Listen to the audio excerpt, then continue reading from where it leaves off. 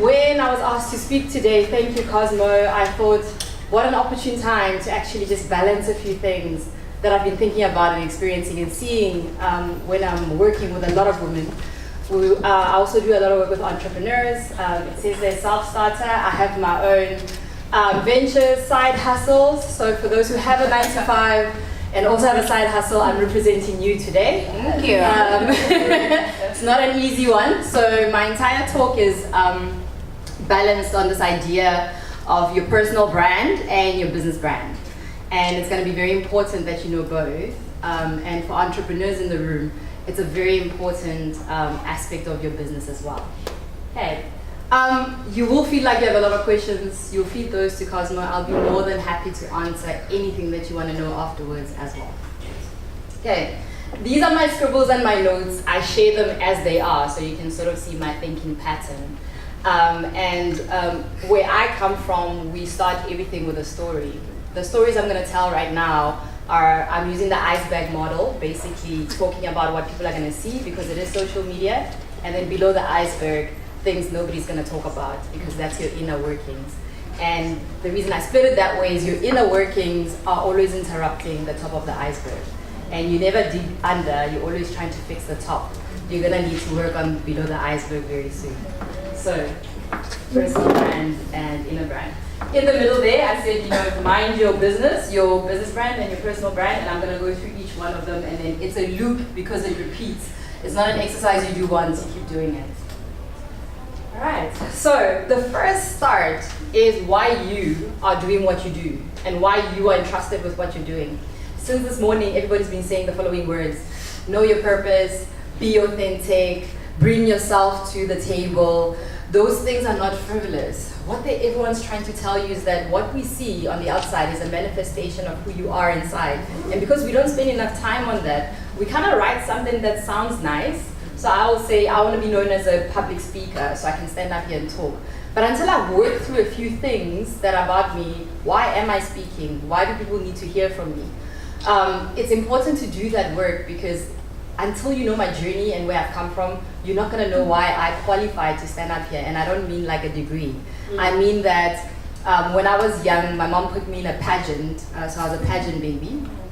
And I did that for many, many years. But for the longest time, I don't know, I was a pageant kid, but I liked playing in the dust. So there was one competition, I remember I was 5, and I wanted to go, I was in the final round, so I'm about to win this Miss Ladybird. Does anyone remember that? That's how old I am. And I'm in the top 5, and it's the final walk, and I throw a tantrum because I want to go out wearing shorts. Has anyone seen a pageant kid in shorts? It doesn't work. And my mom had to come backstage, and I said to my mom, if I'm going out there, I'm going as myself. Now I was only 5, and I already knew that it's important to go out as comfortable as possible. I went out in shorts. I did not win. I came second. But since then, I've understood that going out in shorts is the best thing that I could do. So when I say, why do you do what you do? I don't mean, what are you selling? I mean, why are you selling it? I qualified to stand up here because I teach people on their purpose, their why, and tracking back to their shorts moment. So that's why it's important to know the why. When I stand up here, I can be called any minute to come speak because I'm ready. I'm not ready because I practiced. I'm ready because that's my purpose. That's why I do that. Does that make sense? So do invest the time in that underwork just to get to that point. And then you're going to be faced with this thing that says, I've chosen a business, and is it aligned to who I am and what my purpose is? Is it aligned to why I do what I do? I think earlier there was an example about, if you're into something environmental, and suddenly you've chosen a business that actually shreds paper for a living. It sounds small to you right now, but the escalation of things is that it builds up, and over time, suddenly you're faced with something so fundamentally damaging that you can't make the decision at that point. And guess what? We're not talking $1 million anymore. We're in the $1 billion business. Until you've practiced making good decisions at R100 business, when you get to $1 billion business, you'll know what to do. And it takes this alignment between yourself and your business. So it's important to decide if I'm going to be the type of brand that is environmental or stand up for women. I can't now walk into a room, pitch something that marginalizes women. Does it make sense? So keep the balance and be clear about it from the beginning, and your purpose will bring that out quickly. I'm I'm gonna get to the social part, don't worry. So there's a few choices you need to make before you embark on your social media platforms, right? I think the first thing is, everybody asks me at the back, a few people ask me, when you say social media, what do you mean? Don't worry about the platform just yet, we'll get to that decision. The first decision you actually need to make is, once you know your personal brand and you know the business you're in, then you have to decide who's the face of your business. I use an example here which I really love. This is Agenda Women. Is an organization that talks to, a platform that talks to women. It's led by a lady called Nomdini, and I came across it and I looked through it, and I love her personal brand. And it talks about the empowerment of women, the army of women, all of those things, and her platform does exactly the same thing. But she's a multi-entrepreneur, so she has other businesses that do the same. She's decided that her business will be in the background, and she's going to be the face of the business. It's a very brave move to me. To you, it might seem simple. Of course, you want to be the founder of. I think on LinkedIn, I was on it yesterday looking at people's bios. I think I saw the word founder literally on everyone's page. It was like, hi, I'm head of marketing at TFG. Founder, also founder of. So the founder syndrome is in, and you want to be founder.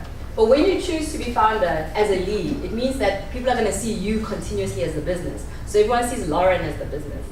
So until you are ready to be authentic, open, out there with your content, you are not ready to be the face of your business. So you need to kind of work through what that face looks like. So using Lauren's example actually is also a good idea. Once you are the face of your business, you have to then decide on what are the things that you're going to let people in on, and then the things that you're not really about yet. Why do you decide that? Because it's going to come out anyway. Sometimes when you're not ready to tell people about, your wine tendencies, somewhere on Facebook, somebody's going to tag you, and then suddenly your wine tendencies are out there, and you haven't actually worked through, does this work or not? So decide first who's going to be the face of your business or what you're comfortable with, knowing that later, everything about you is going to come out anyway. So the only reason you would lead with your business as an example, first, is when you're getting comfortable with who you are. Once you're comfortable, the two will merge beautifully. But it's an important distinction to make in the beginning of your choice. I'm going to use another example of something I saw recently. This is a clothing brand owned by two women. Everything in my presentation is women, so work with it. And they used to own a brand called Laleso. Anyway, they rebranded and they're on this beautiful trip. And I watch them move all the time. And they only ever talk about their brand. They never actually bring themselves forward. The first time I've actually seen them post something relevant to their brand, to themselves, was when they got stuck on a road trip on the side of a road. And they went into a whole story about how they got stuck. It was an amazing story. And I shared it with a friend because I thought, oh my gosh, that's so cool. I finally know who owns this business. My friend was very irritated. And she was like, no, I like this brand. I don't like them. And I thought, oh, okay, that's awkward. What do you mean? She's like, I don't know. They don't fit what I thought they're going to be. And we forget that people don't always expect you behind the brand. So the idea is not to hide. The idea is to figure out where you are comfortable sharing. When you have a platform, a business platform that you've built, but you've decided your business is the face of the business, do not just introduce yourself out of nowhere. Figure out a strategy to introduce your audience to who you are. So don't hide, but be sure that you're strategically coming forward. You're saying, hi, this is who I am, and this is why I do what I do. And then people will actually kind of walk into it with you and go, oh my gosh, no wonder I love this brand. I love what this woman is about. So don't just arrive, but be free to do that when you have a strategy for going in. Anyway, I followed their story and what they did to get out of their situation. And eventually I asked my friend again, did you engage with them even more? Because she buys their product online. So I asked her, did you stop buying from them because now you don't like them, right? And she said, no, actually I bought their latest print swimsuit. And it's because the one woman, the one there in the middle with the dangaree, in her whole story, one of the things she said was, of course I can fix this, I'm a woman. One line changed my friend's mind altogether. Just seeing someone's realness come through is also important. But I think the point here is, if you've chosen to lead with yourself comfortably, but be sure of who you are on the inside. If you're not yet ready, lead with your business, but don't just arrive. Have a strategy for walking everyone slowly into who you are and what you're about. And if at all, remember to start with your why. I find that Simon Sinek said it actually. You start with why you are here and why you're doing what you're doing. People easily just walk with you. Remember that one line that changed my friend's mind. Another example of that's still there. Can you see the difference between their page and this is their business page and this is kind of who they are. So very chalk and cheese. Another brand that I really, really love, international American brand. This is a woman who started a brand which was about almost demeaning celebrities. And she didn't like what that stood for. So she completely rebranded and she became a woman who empowers other women. Everyone came at her and said, oh wait, hold on, 2 minutes ago you were ready to tell off Kim Kardashian every 2 minutes that she's this, she's that, she's that. Why are you suddenly the advocate for women? There's nothing authentic about that. So she had to build from scratch. And that's why for her, when she had to do that, she separated her new business brand, which was about women. And when she separated, she kind of blocked out her space so she can do some introspective work to decide what her social page is going to look like, to decide what her social presence is going to look like, but all based on her purpose. So just shut it down for a minute. Take that breather that you heard earlier, breathe in and just be quiet for a minute and actually work through that. Once you're done, she's actually now opened her page again. So she's emerged back into the platform and her brand and her business brand are back in alignment. And that's the power of it. So this is how you keep people understanding why you're doing what you're doing. Now, choice number 2, which platforms should you be on? Show of hands, all on Facebook. Now, Instagram, LinkedIn, Snapchat when it was. Now, who's on all of those platforms? How do you do it? How do you do live? Okay, I admire all of you. You don't have to be on every platform. Every platform sort of has its own vibe. I read an article this morning from someone on LinkedIn saying, hi LinkedIn users, this is not Facebook. And then they wrote kind of like a point system of why it's not Facebook. I think it got 1,000 likes in the first hour, because 1 million likes in the first hour, because people on LinkedIn were tired of people from Facebook behavior coming onto LinkedIn and going, hey girl, how you doing, right? So I think the first thing is know your platforms. Your LinkedIn platform, important for business, keep it professional, don't be fake, just keep it professional. Instagram, I'm a grandma, I love the gram, and the gram has been known to build many businesses. I did research on how Instagram has evolved over the years. The new algorithm really annoys me, but whatever. They've literally built entrepreneurs from scratch. They've helped entrepreneurs build their businesses out of nowhere. So it's an incredible platform to use, but you need to move with the times, update with the whatever updates they have, look at what they've introduced, watch their video. They now have IGTV, which is very important. If you want to get to a point where you're talking to your audience differently. Facebook is still the volume game. If you want a lot of people, still go to Facebook. You have to be there, figure out how to make it work for your brand. But the point here is once you've made your choice of what kind of brand you are, you don't have to be on every platform. Not all your businesses will fit a Facebook environment. And it's just not like that. I do believe in LinkedIn holistically as a must-have, because I've seen the type of deals that can happen on a LinkedIn platform. Instagram, just out of love, but also just seeing how it builds businesses. Decide on which platforms work for you and work with those. YouTube is not dead. Some people say IGTV is taking over YouTube. Not necessarily, but the two have different purposes. And of course, Instagram's ambition is to take over YouTube eventually. But just decide on your platform and be on the one that makes you, 1, comfortable, 2, fits your brand, and 3, can expand what you're trying to do very quickly. If you can do those 3 things, you're on the right platforms. If you are on all the platforms, try and merge your message as much as possible. I think people tend to try and have multiple contents. It's possible when you're a TFG and have a media team that all look at different platforms, and there's 3 people who are running around that, and that's their daily job. You're an entrepreneur. Your job is not content management. Your job is to sell what you're doing. So you don't need many platforms to do that. Pick the one that works and run with it. Preserve your time for the main reason why you're in business. Okay. The third point, which I've covered most of, but I wanted to kind of dissect it a little bit more, is choose who your brand is going to be, and this is your brand tonality. If I said to you, Lauren, who is standing up here, what would you say her personality is? What would, just one word from anybody? Thank you. Funny, humor. Oh, that's nice. I love it. I know. Lelemba? Fierce. Yeah. Hello. I like Love it, love it. Pride? Thank you. Ah, thank you. I haven't even finished. But when you walk into your room, your brand must know what it sounds like. Your business brand and your personal brand are not going to sound the same, and that's okay. But know which one sounds like what. I've seen people walk into our business room to pitch ideas, and they walk in with their personal brand.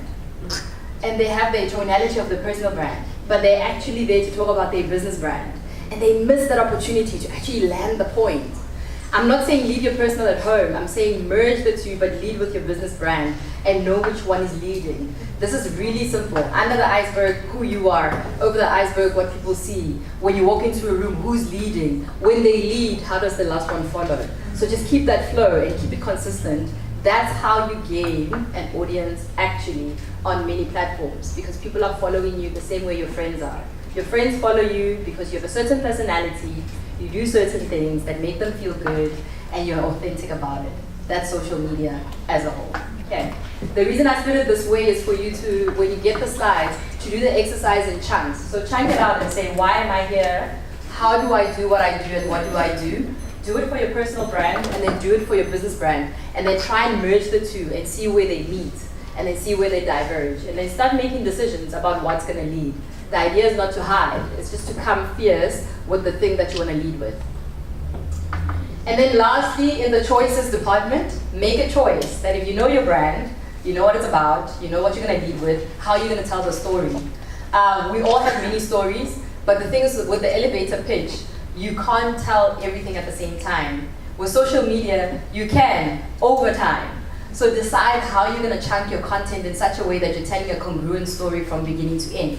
So right now, I just gave you a story about being a pageant kid in shorts. You have an idea of who I am and where my background comes from. But I haven't told you who I am today. So you know I'm a marketing manager, you know I started at a certain place. The in-between is something you can read about over and over on my stories, in my Facebook, in my Instagram. You get to know who I am. In this conversation so far, I've deliberately left out Twitter. We'll get to that. It's like a whole animal on its own. But the idea is that that's what social media does, it's a story. So your story unfolds, your brand unfolds slowly on this platform. So figure out your art of storytelling so you're not bombarding people with everything at the same time. Also, some parts of your story don't need to be told today. So you can just tell people the same thing over and over if you like, but just pace yourself so you're not actually bombarding people with a lot of things so you seem schizo. Does anyone have a friend, that one friend who's just always talking and you just don't know what they're really saying, but you love them dearly because you grew up together? The difference is on social media, people didn't grow up with you, so they just met you. So just keep that in mind. Okay. It's actually not the top 6, it's supposed to be 9. I don't know how that happened, but the top 9 things that I read and researched about what do you do going into 2019. Number 1, hashtags. Everywhere you go, every event, hashtag. The power of a hashtag, powerful. So use hashtags. Use known hashtags. Start your own business hashtag, but create something that actually starts to cohesively put things around you so you can actually work with it. Tag people and geotagging. I've noticed that people don't geotag still for whatever reason. The power behind geotagging is that you're trying to find your audience and your tribe, your community. And it's so much easier when you've been to an event and you just go workshop 17 and suddenly everybody who was there pops up because you haven't met everybody. So you're able to actually just connect yourself to the people who are actually in the room today. So think of it that way. For every time you geotag, you find in your community who were there for that purpose at the time. And then you use that, talk to them, talk back, they'll talk back to you. Video is queen. I don't know how else to explain this. I actually think what I'll do is just go through each one slowly actually. If some of you don't know which parts I'm talking about. So using Instagram as an example, just to go back to hashtags, this is kind of what it looks like. But you can also now follow hashtags on stories in your social media. I don't know how many of you already do that and you've seen the power of how that multiplies. As an exercise, today when you're doing your story for the event, do the story, put the hashtag there, and then see how many people from the hashtag actually look at your story. So you're building an additional community you never had. Okay. Yeah, back at geotagging, you can pretty much geotag anywhere. You can geotag on Facebook, on Instagram, anywhere you like. It literally just sends you to a new community that you need. What I was saying now was about video being queen. Every platform has a video platform. The reason Lauren's going to be videoing on every platform every single day for the rest of the year is because there's so much power in that. Actually, you should probably share how many people follow you today versus how many people you will have at the end of this exercise, because you're going to see tremendous growth in your following and high engagement, and then your storytelling shifts a lot. LinkedIn is also a great place for videos, so bring in some of your videos into LinkedIn. Obviously, make sure that they link to whatever purpose that your business is trying to deliver. And then link all your content. For whatever reason, everyone's disconnected their content. You know, your Facebook is over there doing its own thing. Your Instagram is doing its own thing. Within Instagram, you haven't linked your website to your actual page, or you haven't linked your IGTV to your story. Do the linking. Just sit there and make sure that everything links into each other. And then if you have a website that's actually running, which in today's days I don't even think you need anymore, just make sure that you've tagged everything on your website so that when I Google your name, it appears. So ensure that your videos, your photos, your content is tagged and it's actually connected. Try and move as fast as I can through this one. Okay, and then the main reason we are here is sell.